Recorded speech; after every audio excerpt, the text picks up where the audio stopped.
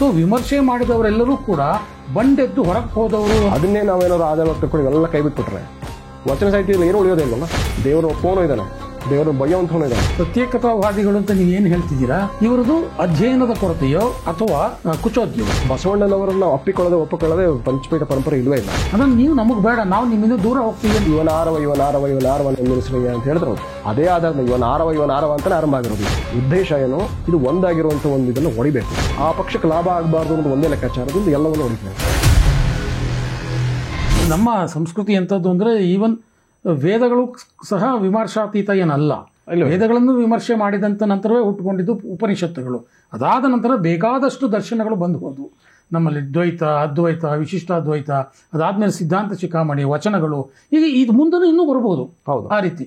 So ವಿಮರ್ಶೆ ಮಾಡಿದವರೆಲ್ಲರೂ ಕೂಡ ಬಂಡೆದ್ದು ಹೊರಗೆ ಹೋದವರು ಅನ್ನುವಂಥ ಒಂದು ಏನು ವಾದವನ್ನು ಮುಂದಿಟ್ಟುಬಿಟ್ರೆ ಅಲ್ಲಿಗೆ ಏನು ಉಳಿಯೋದೇ ಇಲ್ಲ ಭಾರತದಲ್ಲಿ ಅಂತ. ಪಾಶ್ಚಿಮಾತ್ಯ ಸಂಸ್ಕೃತಿಯಲ್ಲಿ ಅವರು ಪ್ಲೂಟೋ ಸೂರ್ಯ ಮಧ್ಯ ಇದ್ದಾನೆ, ಭೂಮಿ ಅದ್ರ ಸುತ್ತ ಇದೆ ಅಂತದಕ್ಕೆ ಅವ್ನಿಗೆ ಶಿಕ್ಷೆ ಆಯಿತು. ಹೌದು ಹೌದು, ಅವ್ನಿಗೆ ಶಿಕ್ಷೆ ಆಗೋಯ್ತು. ನಮ್ಮಲ್ಲಿ ಹಂಗಲ್ವಲ್ಲ, ದೇವರು ಒಪ್ಪೋನೂ ಇದ್ದಾನೆ, ದೇವರು ಬಯ್ಯೋಂಥವನು ಇದ್ದಾನೆ, ಎಲ್ಲವೂ ಇದೆ.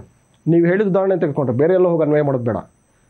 ಇವರೇನು ಈ ಕಲುಷಿತ ವಚನಗಳು ಯಾರು ಯಡಿಯೂರು ಸಿದ್ದಲಿಂಗೇಶ್ವರ ಕಲುಷಿತ ಮಾಡಿದ್ದು ಅಂತ ಏನು ಹೇಳ್ತಾರಲ್ಲ, ಯಾವುದೇ ಸಾಕ್ಷಿ ಇಲ್ಲದೆ, ಮತ್ತೊಮ್ಮೆ ಎಲ್ಲರೂ ಗಮನಿಸಬೇಕು, ಯಾವುದೇ ಸಾಕ್ಷಿ ಇಲ್ಲದೆ ಏನು ಹೇಳ್ತಾರಲ್ಲ ಅವರು, ಅದನ್ನೇ ನಾವೇನಾದ್ರು ಆಧಾರವಾಗಿ ತಗೊಂಡು ಎಲ್ಲ ಕೈ ಬಿಟ್ಬಿಟ್ರೆ ವಚನ ಸಾಹಿತ್ಯದಲ್ಲಿ ಏನು ಉಳಿಯೋದೇ ಇಲ್ವಲ್ಲ. 1115 ವಚನಗಳನ್ನು ನೀವು ತೆಗೆದಿಟ್ಬಿಟ್ರೆ ಕಲುಷಿತ ಆಗೋಗ್ಬಿಟ್ಟಿದೆ ಅಂತ ಹೇಳಿ ಇನ್ನೇನು ಉಳಿತು ವಚನ ಸಾಹಿತ್ಯದಲ್ಲಿ? ಅಂದ್ರೆ ವಚನ ಸಾಹಿತ್ಯವೇ ಇರೋದಿಲ್ಲ. ಸಿದ್ಧಾಂತ ಶಿಖಾಮಣಿ ಮತ್ತು ಇವೆಲ್ಲವನ್ನು ತೆಗೆದುಬಿಟ್ಟು ವಚನ ಸಾಹಿತ್ಯನೇ ಇರೋದಿಲ್ಲ. ಅಂದ್ರೆ ಎಷ್ಟು ಅಂತ ಹೇಳಿದ್ರೆ, ನಾವು ಒಂದು ಹಂತದಲ್ಲಿ ಹೇಳ್ಬೇಕು ಅಂತ ಹೇಳಿದ್ರೆ, ಸನಾತನ ಧರ್ಮವನ್ನು ಸರಿಯಾದ ರೀತಿಯಲ್ಲಿ ಪುನರುದ್ಧಾರ ಮಾಡಿದವರು ವಚನಕಾರರು. ಅಂದ್ರೆ ಅಲ್ಲಿ ಅಷ್ಟು ಉಲ್ಲೇಖಗಳಿದೆ, ಎಷ್ಟೋ ವಿಚಾರಗಳು ನಮ್ಗೆ ಗೊತ್ತಿಲ್ಲದೆ ಇರುವಂಥ ಹಲವಾರು ವಿಚಾರಗಳು. ವಚನ ಸಾಹಿತ್ಯವನ್ನು ಅಧ್ಯಯನ ಮಾಡೋದ್ರಿಂದ ಸಾಕ್ಷಿ ಸಮೇತ ಹೇಳ್ತಾರೆ, ಇಂಥ ಆಗಮಗಳಲ್ಲಿ ಇಂಥ ಕಡೆ ಇದೆ ಅಂತ ಹೇಳಿ, ಇಂಥ ಆಗಮ ಇಂಥ ಪುರಾಣಗಳಲ್ಲಿ ಇಂಥ ಕಡೆ ಉಲ್ಲೇಖ ಇದೆ, ಹಾಗಾಗಿ ವಿಷ್ಣು ಈ ಥರ ಲಿಂಗಧಾರಣೆ ಮಾಡಿದ್ದ ಅಂತ ಹೇಳಿ ವಿಷ್ಣುವಿನ ಲಿಂಗಧಾರಣೆ ಬಗ್ಗೆ ಒಂದು ಉಲ್ಲೇಖ ಬರ್ತದೆ ವಚನದಲ್ಲಿ ಬರ್ತದೆ. ಎಲ್ಲರೂ ಲಿಂಗಧಾರಣೆ ಮಾಡಿದ್ರು ಅಂತ ಹೇಳಿ ಇನ್ನೊಬ್ಬ ವಚನಕಾರ ಏನ್ ಮಾಡ್ತಾನೆ, ಇದನ್ನ ಪರಬ್ರಹ್ಮ ಅಂತ ಏನು ಕರಿತೀವಲ್ಲ, ಯಾರು ಪರಬ್ರಹ್ಮ ಅಂತ ಹೇಳಿ ನಮ್ಮ ದ್ವೈತಾದ್ವೈತ ವಿಶಿಷ್ಟಾದ್ವೈತ ಪರಬ್ರಹ್ಮದ ವಿಶ್ಲೇಷಣೆ ಆಗ್ತದೆ. ಪರಬ್ರಹ್ಮವೇ ಲಿಂಗ ಅಂತ ತಿಳ್ಕೊಂಡು ಬಸವಣ್ಣ ಅದನ್ನು ಧರಿಸಿ ಎಲ್ಲರಿಗೂ ಧರಿಸ್ತಾ ಅಂತ ಹೇಳಿ ಉಲ್ಲೇಖ ನಮಗೆ ವಚನ ಸಾಹಿತ್ಯದಲ್ಲಿ ಸಿಗ್ತಾ ಹೋಗುತ್ತೆ. ಇದಕ್ಕೆಲ್ಲ ಕೊಟೇಶನ್ಸ್ ಕೊಡ್ಬೋದು. ಹಿಂದೆ ಒಂದು ಇದ್ರ ಬಗ್ಗೆ ಒಂದು ಪುಸ್ತಕನೇ ಬರಿಬೋದು. ಏನು ನಾನು ಕೊಟೇಶನ್ಸ್ ಕೊಟ್ಟನಲ್ಲ, ಇದನ್ನು ತೆಗೆದಿಟ್ಬಿಟ್ರೆ ಎಲ್ಲ ಸಂಶೋಧನೆಕಾರಿಗೆ ನಮ್ಗೆ ಇವತ್ತು ಬೇಕಾಗಿರೋದೇನು ಅಂತ ಹೇಳಿದ್ರೆ, ನಾವೆಲ್ಲರೂ ಒಂದು ಅನ್ನೋಂಥವ್ರೆಲ್ಲರೂ ಕೂಡ ಸೇರಿ ಸನಾತನ ಧರ್ಮವನ್ನು ಒಗ್ಗೂಡಿಸ್ಬೇಕಾಗಿದೆ. ಸನಾತನ ಧರ್ಮ ಒಗ್ಗೂಡಿಸ್ಬೇಕು ಹೆಂಗೆ ಅಂತ ಹೇಳಿದ್ರೆ, ವಚನ ಸಾಹಿತ್ಯದಲ್ಲಿರುವಂಥ ಈ ಏನು ಆಕಾರಗಳನ್ನು ಏನು ಕೊಟ್ಟಿದ್ದಾರೆ, ಉಪನಿಷತ್ತು, ವೇದ ಉಪನಿಷತ್ತು, ಆ ಪುರಾಣಗಳ ಆಕಾರಗಳು ಇವೆಷ್ಟವನ್ನು ತೆಗೆದು ಅದರ ಆಕಾರವನ್ನು ತೆಗೆದು ವೀರಶೈವ ಧರ್ಮ ಅನ್ನೋಂಥ ನಾವು ಏನು ಕರಿತೀವಿ ವೀರಶೈವ ಪರಂಪರೆ ಅಂತ ಏನಿದೆ, ಇದು ಸನಾತನದ ಧರ್ಮದ ಅವಿಭಾಜ್ಯ ಅಂಗ ಅನ್ನೋದನ್ನು ಪ್ರೂವ್ ಮಾಡಲಿಕ್ಕೆ ನಮಗೆ ಅದಕ್ಕಿಂತ ದೊಡ್ಡ ಸಾಕ್ಷಿ ಇಲ್ಲ. ಅದೇ ಸಾಕ್ಷಿಯನ್ನು ಇಟ್ಕೊಂಡು ಇವರು ಪ್ರತ್ಯೇಕವಾದಿಗಳು ಪ್ರತ್ಯೇಕ ಮಾಡ್ತಾ ಇದ್ದಾರೆ. ಅದೇ ಸಾಕ್ಷಿಯನ್ನು ಇಟ್ಕೊಂಡು ನಾವೆಲ್ಲವನ್ನು ಒಂದು ಮಾಡ್ಬೋದು. ಅಂದರೆ ವಿಶಾಲವಾದ ಮನಸ್ಥಿತಿ ಬೇಕು. ವೇದಾಧ್ಯಯನ ಮತ್ತು ಇವೆಲ್ಲ ಮಾಡಿರುವಂಥವ್ರು ಬಂದು ಇದನ್ನು ಅಧ್ಯಯನ ಮಾಡಿ ಸರಿಯಾದ ರೀತಿಯಲ್ಲಿ ನಾವು ಕೊಡಿಸಿದ್ರೆ ಇದು ಮಾಡುವಂಥದ್ದು. ಅಂದರೆ ಈ ಪ್ರತ್ಯೇಕತಾವಾದಿಗಳು ಅಂತ ನೀವು ಏನು ಹೇಳ್ತಿದ್ದೀರಾ, ಇವರದು ಅಧ್ಯಯನದ ಕೊರತೆಯೋ ಅಥವಾ ಕುಚೋದ್ಯವೋ ಅಥವಾ ದುರುದ್ದೇಶನೋ? ಬಹಳ ದೊಡ್ಡ ಪ್ರಶ್ನೆ ಇದು. ಇದು ಅಧ್ಯಯನದ ಕೊರತೆ, ನಾನು ಗೊತ್ತಿಲ್ಲದೆ ಮಾಡ್ತಾ ಇದ್ದಾರಾ, ಗೊತ್ತಿದ್ದು ಮಾಡ್ತಾ ಇದ್ದಾರಾ ಅನ್ನೋ ಪ್ರಶ್ನೆ. ಓಕೆ, ನಮ್ಮಲ್ಲಿ ಸಾಕಷ್ಟು ಈ ಒಂದು ಮಾತ್ಸರ್ಯ ಭಾವ ಅಂತ ಹೇಳ್ತಾರೆ. ಮಾತ್ಸರ್ಯ ಅಂತ ಹೇಳಿದ್ರೆ ಒಂದೊಂದು ಪರಂಪರೆ ಯಾವುದಕ್ಕೆ ಇತಿಹಾಸ ಇದೆ ಅಲ್ಲಿ ತಿಕ್ಕಾಟಗಳು ನಡೀತಾ ಇರುತ್ತೆ ಬಹಳಷ್ಟು. ಅದಕ್ಕೆ ನಾವು ಸರಿಯಾದ ರೀತಿ ನೋಡಬೇಕು ಅಂತ ಹೇಳಿದ್ರೆ, ಇವರು ಅಧ್ಯಯನದ ಕೊರತೆ ಆಗಿದ್ರೆ ಅಥವಾ ಇವರೆಲ್ಲರನ್ನು ಒಗ್ಗಡಿಸ್ಬೇಕು ಅಂತ ಒಂದು ಭಾವ ಇದ್ದಿದ್ರೆ, ಒಂದು ಉದಾಹರಣೆ ನಾವು ತೆಗೆದುಕೊಬೋದು. ಒಂದು ಉದಾಹರಣೆಯನ್ನು ಕೊಡ್ತಾರೆ ಈ ಪ್ರತ್ಯೇಕವಾದಿಗಳು. ಈ ಒಂದು ಬಸವಣ್ಣನ ಫೋಟೋವನ್ನು ಮೇಲ್ಗಡೆ ಹಾಕಿದ್ರು, ಬ್ರಹ್ಮಪುರಿ ಶ್ರೀಗಳು ಹೋಗ್ಬೇಕಾದ್ರೆ ಆ ಬಸವಣ್ಣ ಫೋಟೋವನ್ನು ತೆಗೆಸ್ಬಿಟ್ಟು ಉಲ್ಲೇಖ ಬರುತ್ತೆ, ಅದು ಉಲ್ಲೇಖ ಮಾಡ್ತಾರೆ. ಮತ್ತು ಇವರು ಯಾರು ಕೂಡ ಬಸವಣ್ಣನನ್ನು ಗುರು ಅಂತ ಒಪ್ಪೋದಿಲ್ಲ, ಬಸವಣ್ಣನ ಫೋಟೋಗಳನ್ನು ಎಲ್ಲೂ ಇಡೋದಿಲ್ಲ ಅಂತ ಒಂದು ಆಪಾದನೆಯನ್ನು ಮಾಡ್ತಾರೆ. ಇದನ್ನು ನಾವು ಸರಿಯಾಗಿ ಗಮನಿಸಿದ್ರೆ ಇದನ್ನು ಹಿಂದಿಲಿ ಹೇಳ್ತಾರೆ, ಉಲ್ಟಾ ಚೌರ್ ಕೋತ್ವಾಲ್ ಕೊಡ ಅಂತ. ಇವರೇನು ಮಾಡ್ತಾರೆ, ಈ ಬಸವಣ್ಣನವರನ್ನ ಒಪ್ಪೋದಿಲ್ಲ, ಇವ್ರು ಯಾರು ಫೋಟೋ ಇಟ್ಕೊಳ್ಳಲ್ಲ ಅಂತ ಹೇಳ್ತಾರಲ್ಲ, ಇಂತಹ ಸುಮಾರು 100 ಕಾರ್ಯಕ್ರಮಗಳನ್ನು ನಾನು ತೋರಿಸ್ತೀನಿ. 100 ಕಾರ್ಯಕ್ರಮಗಳಲ್ಲಿ ಬಸವಣ್ಣನ ಫೋಟೋ ಇಟ್ಟಿರುವಂಥದ್ದು. ಮೊನ್ನೆ ಕೂಡ ಶ್ರೀಶೈಲ ಜಗದ್ಗುರುಗಳ ಕಾರ್ಯಕ್ರಮ ಬೆಂಗಳೂರಿನಲ್ಲಿ ಅಲ್ಲಾಯಿತು. ಶ್ರೀಶೈಲದ ಹಿಂದಿನ ಜಗದ್ಗುರುಗಳು ವಾಗೀಶ್ ಪಂಡಿತಾರಾಧ್ಯರು ಬಸವಣ್ಣನ ಬಗ್ಗೆನೇ ಒಂದು ವಿಶ್ವಾರಾಧ್ಯ ಬಸವಣ್ಣ ಅಂತ ಪುಸ್ತಕವನ್ನೇ ಬರೆದಿದ್ರು. ಓಕೆ, ಬಸವಣ್ಣನ ಎಷ್ಟು ಅಭಿಮಾನಿಗಳು ಅಂತ ಹೇಳಿದ್ರೆ ಪಂಚಪೀಠದವರು ಎಲ್ಲ ಕಡೆ ಬಸವಣ್ಣನ ವಚನಗಳು, ಯಾಕಂದರೆ ಎಲ್ಲವೂ ಸಂಸ್ಕೃತದಲ್ಲಿದೆ, ಕನ್ನಡಕ್ಕೆ ತಿಳಿಯುವಂಥ ಬರೀ ವಚನ ಸಾಹಿತ್ಯವನ್ನೇ ಕೋಟ್ ಮಾಡುವಂಥದ್ದು. ಈ ಬಸವಣ್ಣನವರನ್ನು ಒಪ್ಪಿಕೊಳ್ಳದೆ ಪಂಚಪೀಠ ಪರಂಪರೆ ಇಲ್ಲವೇ ಇಲ್ಲ. ಓಕೆ, ಆದರೆ ಉಲ್ಟಾ ಗಮನಿಸಿ, ಒಂದೇ ಒಂದು ಜಗದ್ಗುರು ಪಂಚಾಚಾರ್ಯರನ್ನು ಇಟ್ಕೊಂಡು ಒಂದು ಕಾರ್ಯಕ್ರಮ ಈ ಲಿಂಗಾಯತ ಮಹಾಸಭೆಯನ್ನು ಮಾಡಿ ತೋರಿಸ್ಲಿ. ಓಕೆ, ಎಲ್ಲರೂ ಒಂದಾಗಬೇಕಂತ ಹೇಳ್ತಾರಲ್ಲ, ಬಸವಣ್ಣನ ಮಾತ್ರ ಇವರು ನೀವು ಒಪ್ಪುತ್ತಾ ಇಲ್ಲ ಅಂತ ಏನು ಆಪಾದನೆ ಮಾಡ್ತಾರಲ್ಲ, ಇವರು ಪಂಚಪೀಠ ಪರಂಪರೆಯನ್ನು ಒಪ್ಪುತ್ತಾರ? ಇಲ್ಲಿ ಕುಚೋದ್ಯನ ಏನು ಅಂತ ಗೊತ್ತಾಗ್ಬಿಡುತ್ತೆ ಸ್ಪಷ್ಟವಾಗಿ. ಯಾಕಂದರೆ ಇವ್ರಿಗೆ ಸ್ಪಷ್ಟವಾಗಿ ವಿರೋಧ ಇದೆ. ಅಲ್ಲ, ಇವ್ರ ವಿರೋಧ ಓಪನ್ ಇದೆ. ನಾವು ನಿಮಗೆ ಬೇಡ ಅಂದ್ರೆ ನೀವು ನಮಗೆ ಬೇಡ, ನಾವು ನಿಮ್ಮಿಂದ ದೂರ ಹೋಗ್ತೀವಿ ಅಂತಾನೆ ಓಪನ್ ಆಗುವಂಥ ಮಾತುಗಳು. ಸ್ಪಷ್ಟವಾಗಿ ವಿರೋಧ. ಹೌದು, ವಿರೋಧದಿಂದ ಹುಟ್ಟಿದ್ದು. ನಾನು ಏನೋ ಒಂದು ಸ್ವಂತನ ಇವನಾರವ ನೆನೆಸ್ರಯ್ಯ ಅಂತ ಹೇಳಿದ್ರಲ್ಲ, ಅದೇ ಆಧಾರದ ಇವನಾರವ ಅಂತಾನೆ ಆರಂಭ ಆಗಿರೋದು ಇದು. ಹೌದು, ಯಾವುದನ್ನು ಮಾಡಬಾರ್ದು ಅಂತ ಹೇಳಿದ್ರು ಬಸವಣ್ಣನವರು, ಅದೇ ಆಧಾರದ ಮೇಲೆ ಮಾಡಿರುವಂಥದ್ದು.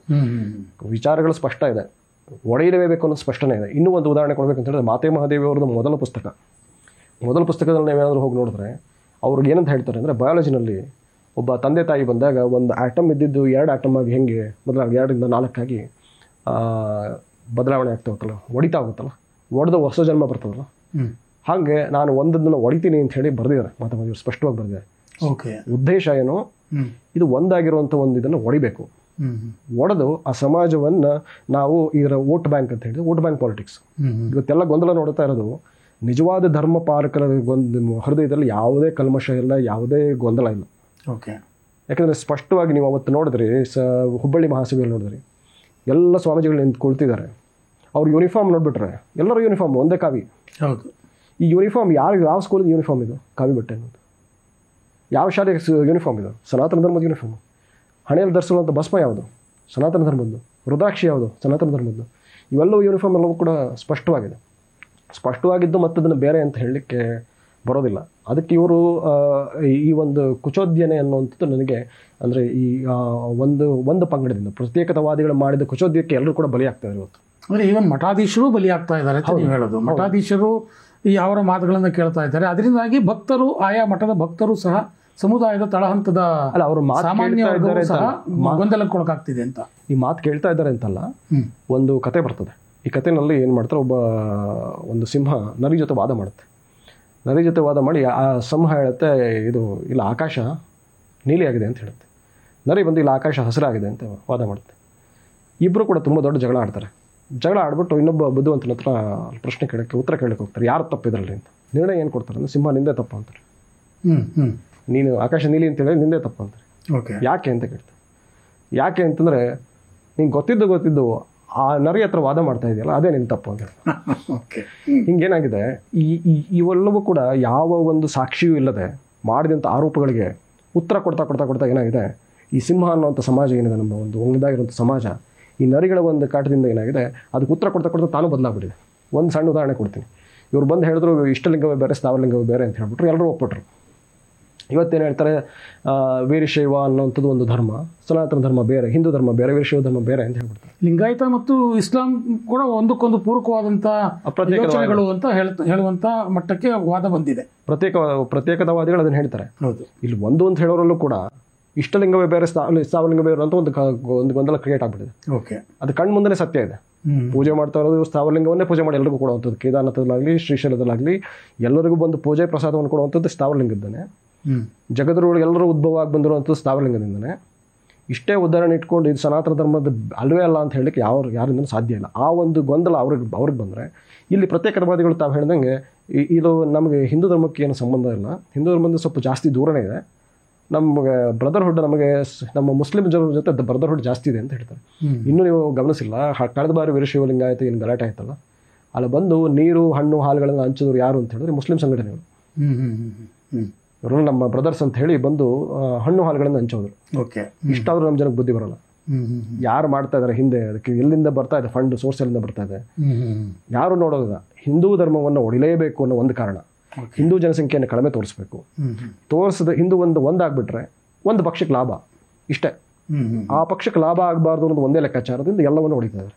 ಸೊ ತಮ್ಮನ್ನು ತಾವೇ ಹೊಡ್ಕೊಳ್ತಾ ಇರುವಂಥ ಒಂದು ಪರಿಸ್ಥಿತಿ ನಿರ್ಮಾಣ ಆಗ್ಬಿಟ್ಟಿದೆ. ಇಲ್ಲ, ಆಗಿಲ್ಲ. ಆದರೆ ಈ ಮಾಧ್ಯಮಗಳಲ್ಲಿ ಮಾತ್ರ ಆ ರೀತಿ ಕಾಣಿಸ್ತಾ ಇದೆ. ಜನಸಾಮಾನ್ಯರು ಎಲ್ಲರೂ ಸ್ಪಷ್ಟವಾಗಿದ್ದಾರೆ, ಎಲ್ಲರೂ ವಿರೋಧ ಮಾಡ್ತಾ ಇದ್ದಾರೆ, ಎಲ್ಲರೂ ಒಗ್ಗಟ್ಟಾಗಿದ್ದಾರೆ. ಈ ಒಂದು ಪ್ರತ್ಯೇಕತಾವಾದಿಗಳು ಬಂದು ಏನು ಗೊಂದಲ ಮಾಡ್ತಾ ಇದ್ದಾರೆ, ಸ್ವಲ್ಪ ಗೊಂದಲ ಸೃಷ್ಟಿ ಆಗ್ತದೆ. ಅವ್ರಿಗೆ ಎಫೆಕ್ಟಿವ್ನೆಸ್ ಸಿಗ್ತಾ ಇಲ್ಲ. ಹಿಂದಿನ ಒಂದು ಸಮಾಜದಲ್ಲಿ ಏನು ಲಕ್ಷಾಂತರ ಜನ ಏನು ಕರ್ಕೊಂಡ್ಬಂದು ಏನು ಮಾಡಿದ್ರು, ಅದೆಲ್ಲ ಕೂಡ ಹಣ ಕೊಟ್ಟು ಕರ್ಕೊಂಡ್ಬಂದಿದ್ದು ಅನ್ನೋದಕ್ಕೆ ದಾಖಲೆಗಳಿದ್ದಾವೆ. ಹಣವನ್ನು ಕರ್ಕೊಂಡ್ಬಂದು ಕೊಟ್ಟರು ಎಲ್ಲ ಒಂದು ದೊಡ್ಡ ಎಷ್ಟೇ ಮಾಡಿದ್ರು ಕೂಡ ಸತ್ಯವನ್ನು ಇವರು ಬದಲಾವಣೆ ಮಾಡೋಕ್ಕಾಗೋದಿಲ್ಲ. ಇನ್ನು ಎಷ್ಟೇ ಜನರೇಷನ್ಸ್ ಬಂದರೂ ಕೂಡ ಎಷ್ಟು ಸದೃಢವಾದಂತಹ ಒಂದು ತಳಹದಿಯನ್ನು ಇಲ್ಲಿ ಒಂದು ಪರಂಪರೆಗೆ ಹಾಕೊಟ್ಟೋಗಿದ್ದಾರೆ ಜಗದ್ಗುರುಗಳು ಅಥವಾ ಶರಣರು ಅಂತ ಹೇಳಿ. ಶರಣರು ಅದ್ರ ಮೇಲೆ ಅದಕ್ಕೊಂದು ಏನೊಂದು ಒಂದು ಶಕ್ತಿ ಅಂತ ಅಂದ್ಕೊಟ್ರು. ಅದು ಎಷ್ಟು ಸದೃಢ ಅಂತಂದ್ರೆ ಯಾರೂ ಅಳ್ಳಾಡ್ಸೋಕ್ಕಾಗೋದಿಲ್ಲ. ಈಗ ಹೇಳಿದ್ನಲ್ಲ, ಏನು ಬೇಡ, ಈ ವಚನ ಸಾಹಿತ್ಯದಲ್ಲಿ ಅವರ ಒಂದು ಸಂಕೇತ ನಾಮಗಳನ್ನು ನೋಡ್ಬಿಟ್ರೆ ನಿಮ್ಗೆ ಎಲ್ಲ ವಾದ ಬಿದ್ದೋಯ್ತು. ಅಂಕಿತವಾದಗಳು ಎಲ್ಲ ಕೂಡ ಸ್ಥಾವರಲಿಂಗಗಳೇ ಇರುವಂಥದ್ದು. ಇವರೆಲ್ಲರೂ ಸನಾತನ ಧರ್ಮದ ಆಸ್ತಿಗಳು ಇವೆಲ್ಲ. ಈ ಕಡೆ ಬಂದು ಪಂಚಾಚಾರಗಳು ಎಲ್ಲಿಂದ ಹೋಮವಾಗಿ ಬಂದಂತೂ ಅಲ್ಲೇ ಮುಗಿದೋಯ್ತು. ಯಾರು ಬದಲಾವಣೆ ಮಾಡೋಕ್ಕಾಗಲ್ಲ. ಎಡ ಬಿಟ್ಬಿಡಿ, ಅಷ್ಟಾವರಣ, ಪಂಚಾಚಾರ, ಲಿಂಗಾಯತ ಅನ್ನೋ ಶಬ್ದ ತಗೊಳ್ಳಿ, ಸಂಸ್ಕೃತ ಶಬ್ದ. ವೀರಶೈವ ಶಬ್ದ ಕೂಡ ತಗೊಳ್ಳಿ, ಸಂಸ್ಕೃತ ಶಬ್ದ. ಅಷ್ಟಾವರಣಗಳ 8 ಆವರಣಗಳನ್ನು ಕೌಂಟ್ ಮಾಡ್ಕೊಬನ್ನಿ. 8ರಲ್ಲಿ ಯಾವ್ದಾದ್ರು ಒಂದು ಕನ್ನಡ ಶಬ್ದದ ಒಂದು ಪದ ಇದೆಯಾ? ಯಾವುದೂ ಇಲ್ಲ. ಇಷ್ಟೆಲ್ಲ ಸ್ಪಷ್ಟತೆಯನ್ನು ಕೊಟ್ಬಿಟ್ಟು ಹೊಡೋಗ್ಯಾರೆ. ನೀವು ಯಾವತ್ತೂ ನಾವೇನು ಮಕ್ಕಳಿಗೆ ಸ್ಕೂಲಿಗೆ ಕಳಿಸ್ಬೇಕಾದ್ರೆ ಏನು ಮಾಡ್ತೀವಿ, ಒಂದು ಯೂನಿಫಾರ್ಮ್ ಹಾಕಿ ಒಂದು ID ಕಾರ್ಡ್ ಹಾಕ್ಬಿಟ್ಟು ಅದ್ರ ಮೇಲೆ ಹೆಸರು ಬರೆದು ಕಳಿಸ್ತೀವಿ. ಯಾಕೆ? ಗೊಂದಲ ಪಟ್ಬಿಟ್ಟು ಅವ್ನು ಇನ್ನೊಂದು ಸ್ಕೂಲ್ ಅವ್ನು ಆಗಬಾರ್ದಲ್ಲ ಅಂತ. ಇದೆಲ್ಲ ಸ್ಪಷ್ಟವಾಗಿ ಹಾಕಿ ಕಳಿಸೋದ್ರ ಮೇಲೆ ಕೂಡ ಒಂದೇ ಕಡೆ ಸೇರೋಂಥ ಮಕ್ಕಳು ಏನು ಮಾಡ್ತಾ ಇದ್ದಾರೆ, ಇಲ್ಲ ಇದು ನಾವು ಈ ಸ್ಕೂಲ್ನವರು ಆ ಸ್ಕೂಲ್ನವರು ಅಂತ ಚರ್ಚೆ ಮಾಡ್ತಾ ಇದ್ದಾರೆ. ಅಷ್ಟೇ ಸರಳವಾಗಿದೆ. ಮಕ್ಕಳಲ್ಲಿ ಆ ರೀತಿ ಗೊಂದಲ ಉಂಟು ಮಾಡಲಾಗ್ತಾ ಇದೆ ಅಷ್ಟೇ. ಅವರವರು ಲಂಚ್ ಟೈಮಲ್ಲಿ ಮಾಡ್ಕೊಳ್ತಾರೆ. ಹಿಂದೆ ತಿರುಗಿ ನೋಡಿದ್ರೆ ಅದೇ ಸ್ಕೂಲು, ಅದೇ ಯೂನಿಫಾರ್ಮು, ಅದೇ ಇದು ಅಂದಂಗೆ ಸನಾತನ ಧರ್ಮ ಅನ್ನೋದಕ್ಕೆ ಯಾವ ಗೊಂದಲನೂ ಯಾರಿಂದಲೂ ಸಾಧ್ಯನೂ ಇಲ್ಲ ಇದು ಮಾಡಲಿಕ್ಕೆ. So finally coming back to ಜಾತಿ ಗಣತಿ. ಸೊ ಧರ್ಮದ ಕಾಲಂನಲ್ಲಿ ಏನು ಬರೆಸಬೇಕು, ಇದೇ ಇವತ್ತಿನ ಮೂಲ. ಇವತ್ತು ಚರ್ಚೆ ಆಗ್ತಿರೋದು ಇದೆ. ಜಾತಿ ಉಪಜಾತಿ ಅದು ಒಂದಷ್ಟು ಚರ್ಚೆ ಇದೆ, ಅದು ಕೂಡ ಸಾಕಷ್ಟು ಗೊಂದಲಕ್ಕೆ ಒಳಗಾಗಿದೆ. ಆದರೆ ಮುಖ್ಯವಾಗಿ ಧರ್ಮ ಅನ್ನೋ ಕಾಲಂನಲ್ಲಿ ಈ ಸಮಾಜ ಯಾವ ಹೆಸರನ್ನು ಬರೆಸಬೇಕು ಅನ್ನುವಂಥದ್ದು ಪ್ರಶ್ನೆ. ಇಲ್ಲಿ ಪ್ರಶ್ನೆ ಅದರೊಳಗೆ ಸೂಕ್ಷ್ಮವಾದ ಪ್ರಶ್ನೆ. ಯಾವುದನ್ನು ಬರೆಸಬೇಕು ಅಂತ, ಯಾವುದಲ್ಲ, ಯಾವುದು ಅಂತಲ್ಲ, ಯಾವುದಿದೆಯೋ ಅದನ್ನು ಬರೆಸಬೇಕು, ಅದು ಸ್ಪಷ್ಟನೆ. ಓಕೆ. ಯಾಕೆಂದರೆ ಎಷ್ಟು ಧರ್ಮ ಅನ್ನುವಂಥದ್ದು ಅತ್ಯಂತ ಆತ್ಮೀಯವಾದದ್ದು. ಅಂದರೆ ಒಂದು ಧಾರೈತಿ ಧರ್ಮ ಅಂತ ನಮ್ಮನ್ನು ಕಾಪಾಡುವಂಥದ್ದು. ಧರ್ಮವು ರಕ್ಷಿತ ಅಂತ ಹೇಳ್ತಾರೆ. ಈ ನನ್ನ ಒಂದು ಸಣ್ಣ ಉದಾಹರಣೆ ಕೊಡ್ತೀನಿ. ವೈಯಕ್ತಿಕ ಲೈಫ್ನಲ್ಲಿ ಆದಂಥದ್ದು. ನಮ್ಮ ತಂದೆಯವರ ತಾಯಿ ಒಬ್ಬರು, ಅವ್ರಿಗೆ ಒಂದು ಸಂಖ್ಯೆಯಲ್ಲಿ ಬಂದುಬಿಟ್ಟು ಅವ್ರು ಕೇಳಿದ್ರು, ನೀವು ಒಂದು ಪಕ್ಷ ನೀವು ಮಗ ಇಲ್ಲ ಅಂತ ಏನಾದ್ರು ಗಂಡು ಮಗ ಇಲ್ಲ ಅಂತ ಬರ್ಸ್ಕೊಟ್ಬಿಟ್ರೆ ನಮಗೆ ಪಂಚಾಯತಿಗೆ, ನಾವು ನಿಮಗೆ ಒಂದು ಪಿಂಚಣಿ ಕೊಡ್ತೀವಿ ಅಂತಂದರು. ಇವ್ರು ಯಾವುದೇ ಕಾರಣಕ್ಕೂ ಒಪ್ಪಲಿಲ್ಲ. ಮಗ ಇದ್ದಾನೆ, ಇಲ್ಲ ಅಂತ ಬರ್ಸ್ಕೊಟ್ಬಿಟ್ರೆ ನನಗೆ ಒಂದು 500 ರೂಪಾಯಿ ಸಿಗ್ತದಲ್ಲ ಅಂತ ಯಾರೂ ಒಪ್ಪಲಿಲ್ಲ. ಅದು ಜಾತಿಗಣ ಅಂತ ವಿಚಾರದಲ್ಲಿ ಹಂಗಾಗ್ತಿಲ್ಲ. ಧರ್ಮ ಅನ್ನೋದು ನೋಡಿ, ಸತ್ಯ ಎಲ್ಲಿದೆಯೋ ಅಲ್ಲಿ ಧರ್ಮ ಇದೆ. ಸತ್ಯವನ್ನು ಬರೆಸ್ಬೇಕು. ಸತ್ಯವೇ ನಮ್ಮನ್ನು ಕಾಪಾಡುವಂಥದ್ದು. ಸತ್ಯವನ್ನು ಬರೆಸ್ಬೇಕಂತ ನಿರ್ಣಯವನ್ನು ಎಲ್ಲರೂ ಮಾಡಿಬಿಟ್ರೆ ಮುಗಿದೋಯ್ತು. ಆತ್ಮಸಾಕ್ಷಿಗೆ ತಕ್ಕಂತೆ ಏನು ನಮ್ಮ ಹೇಳಿದಾರಲ್ಲ ವೀರಶೈವ ಮಹಾಸಭೆ, ಅವ್ರು ಆತ್ಮಸಾಕ್ಷಿಯನ್ನು ಇಟ್ಕೊಂಡು ಬರ್ಸಿದ್ರೆ ಯಾರು ಇದು ಹಿಂದೂ ಅಲ್ಲ ಅಂತ ಬರ್ಸ್ಲಿಕ್ಕೆ ಸಾಧ್ಯನೇ ಇಲ್ಲ. ಓಕೆ. ಹಾಗಾಗಿ ಹಿಂದೂ ಅಂತಲೇ ಸ್ಪಷ್ಟವಾಗಿ ಬರೆಸಲೇಬೇಕು. ಅದನ್ನು ಬಿಟ್ಟು ನಾವು ಎಲ್ಲ ಒಂದು 2% ಆ ಕಡೆ ಇತರೆ ಅಥವಾ ನಾಸ್ತಿಕ ಇನ್ನೇನೋ ಲಾಭ ಆಗುತ್ತೆ, ಮುಂದಕ್ಕೆ ಲಾಭ ಆಗುತ್ತೆ.